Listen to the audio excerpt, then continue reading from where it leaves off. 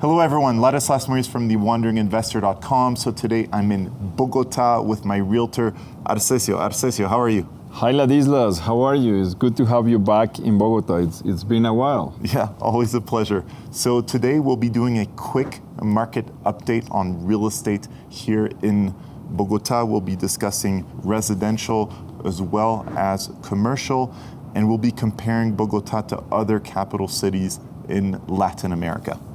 So, Arcesio, can you give us a little bit of an update on the Bogota real estate market? Yes, Ladislas. Let me tell you a little bit about what's happening in the last 10 years with the residential market. If we see the value in pesos, it has roughly doubled. If we see it in dollars, it has roughly remained flat. I think this is really a core insight. The prices really in dollar terms haven't budged for the past decade, and we're talking of a big capital city in Latin America. And what's been happening recently in the market? Well, we had elections almost a year and a half ago, and this is the first time that Colombia has a far-left president. So he's trying to do a lot of new policies and a lot of changes. So many foreign and local investors, especially the big ones, have been a little bit hesitant to invest in Colombia. So foreign investment has decreased, that's a fact. And locals, they have money, some of them invest outside, but there is still a lot of money that is ready to come out. So basically what's happening and what's been in articles all over the world is that most of the policies seem to be stopped by the Congress. And as that happens, there is more investor confidence because it seems that the government is not going to get what they want, even though they had some policies that had hurt certain sectors. But still, local elections recently, around 3 months ago, in the major cities were won by center-right and right governments, which are very business-friendly, and they give a lot of confidence. So after that, it seems investors are going to start deploying some money. It looks more optimistic in that sense. Yeah, because recently there were the municipal elections and the pro-business parties essentially won everything, almost. Almost everything, yeah. I think like around 2/3 of the country. The most important cities, I will say, are in good hands right now. Cool, so you're starting to see things pick up a bit? A different type of assets, asset classes. For example, if we go back to residential, the sector has been hit strongly. First, some policies of the government in low-income housing, but if we were talking about mid-range and up housing, the sales have been down around 32.3% according to official sources. That's huge. This is very big, but it's not just only the government. It's been also like we have high interest rates, we have high inflation, so that has affected a lot. And investor trust has been also an issue. The good thing is that inflation is still for the last year, 2023, closing 9.28%, but it seems that it's going to start coming down. Also, the interest rates are coming down again. As an example, if you want to get a mortgage, you could go out to 18% per year.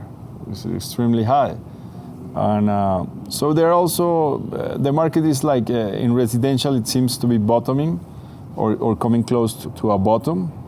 So there may be many opportunities also because even new projects were not closing financially because the banks we're measuring risk, we're not lending money, so some projects need money.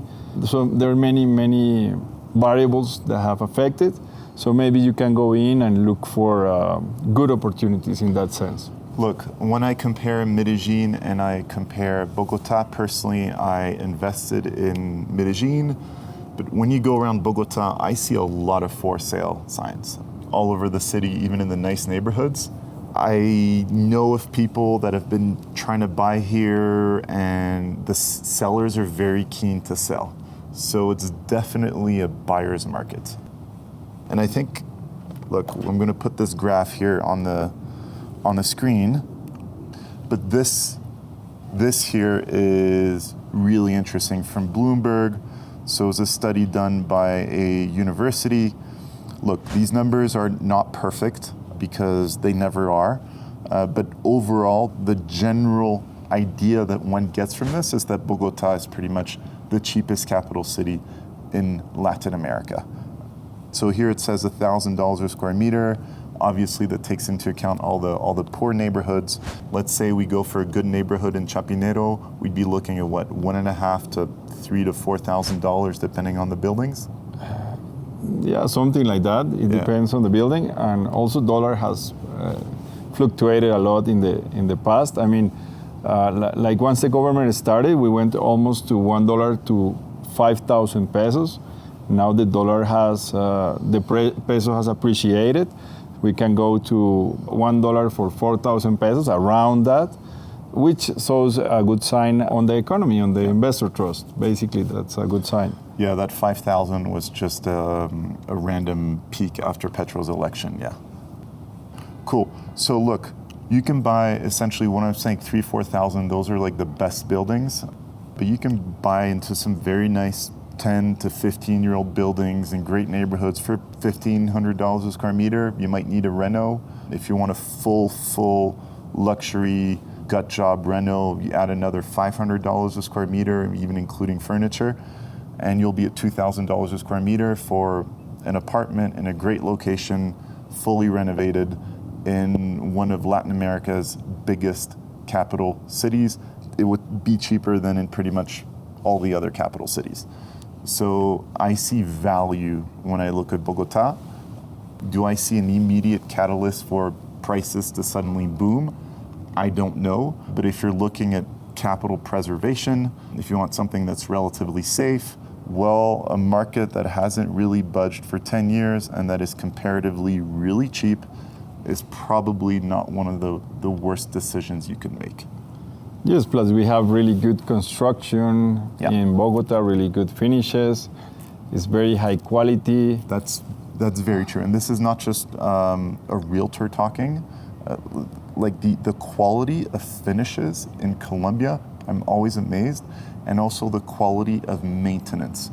So you look at buildings that are 20 years old, they still look great. They are very well maintained. All the money that goes into HOA is really invested wisely. If you compare this to buildings that you see in, I'm looking at the list here, Panama City, typically buildings after 5 to 10 years look awful. Even if you go into Brazil, buildings don't look as nice, etc. So the maintenance culture in Colombia is really strong, especially in the higher end neighborhoods.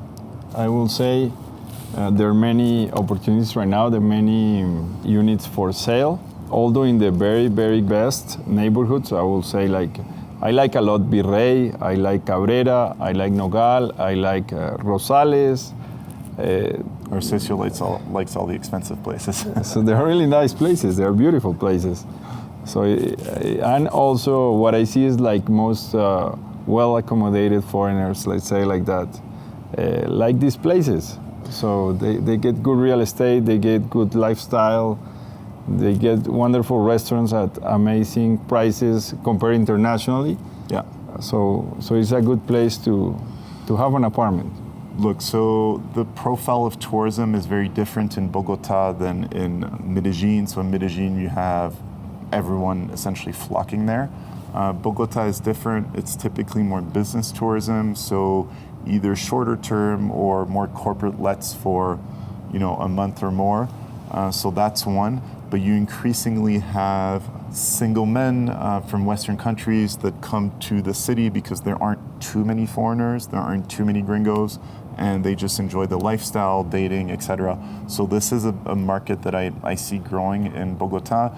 Each time I come back here, I see more and more guys that seem to be spending time here. So before I used to think that there wasn't much of an Airbnb market here. I think on the lower end, there is a bit too much supply. But in terms of premium offerings for apartments, when I check on Airbnb, I don't see too much. So there's potentially something to be done there. Yes, and I would like to complement something. There are also a lot of government institutions from other governments here. So you have all the embassies and consulates and people, they usually rent.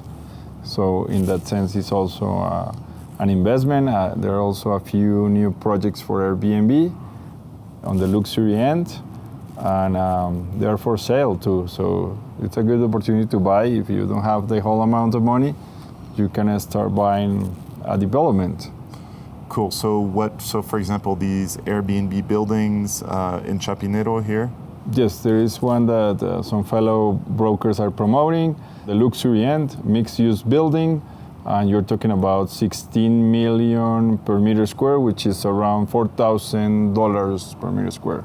Yeah, that starts to be quite hefty, eh? Personally, I'd prefer to go for something a bit more affordable. I think I'd be able to squeeze more yield out of it, for sure. Cool. So you do a lot of commercial as well? Yes, well, my main work is commercial real estate. I've been working in commercial real estate for more than 9 years now. I am working with my own company since 9 months ago. I've been doing well. And I have, what I see with commercial is like, there is like a comeback right now into 24. It seems like the brands for retail are coming out to get retail outlets on the street and on the malls. The malls are doing very well right now. And also office space. There is a lot of vacancy, but in the general side. But if you go to the premium office space, there is less vacancy, surprisingly. That's what I see on my What are the cap experience. rates for premium office space, AAA here in Bogota, roughly? If you're looking for, as an investor, Yeah. we're talking around, that's like a rental rate 0.8% per month for the per value. So that's like 9-10%. 9-10% cap rate. That's what mainly commercial looks into it. One of the things we had, since the interest rates were so high, is that the CDs, you find CDs 16% interest rate, yes, per year. So they are safe, they're easy. So a lot of money went to CDs. But now they're coming down, banks know. Now I just saw one at 11%, around 11%. And they expect that in 5 months they keep going down. So real estate is going to be like a good alternative against, for capital appreciation and conservation, it will be a good alternative. We were having a chat before and you were discussing warehousing, that there is not enough supply right now. Well, yes, I'm related with commercial real estate, and I've been talking to other brokers that do industrial commercialization, and for rent, they say vacancy is almost none. There is land available to build industrial warehouses, and I see a lot more investors interested into that to be able to get the supply going. I don't know exactly the reason for that, but there are more logistic companies coming, or it's not even the internet like in other places. It's not even Amazon. We cannot blame Amazon. But it's just something that is happening right now. Maybe more companies that are distributing or something related. Cool. All right, fantastic. Look, thank you very much, Arcesio. So I wrote a whole article on the real estate market here in Bogota. There's a link below. And if you want to get in touch with Arcesio, Arcesio has a realty here in Bogota, helping foreign investors as well as domestic investors with their plans on the residential side as well as on the commercial side, both for sales and for leasing. Exactly, and one more thing, I can also help you with your renovations, either if it's commercial. I have a different set of providers that can do large scale or medium scale, and in residential for sure that can be done too. Perfect, great. Arcesio, thank you very much, and let's go for a burger now. Yes, sounds great. Make sure to download my free ebook, 12 Mistakes to Avoid When Investing in International Real Estate, which you can find on my website, link below, and feel free to follow me on Instagram @TheWandering Investor. I look forward to hearing from you.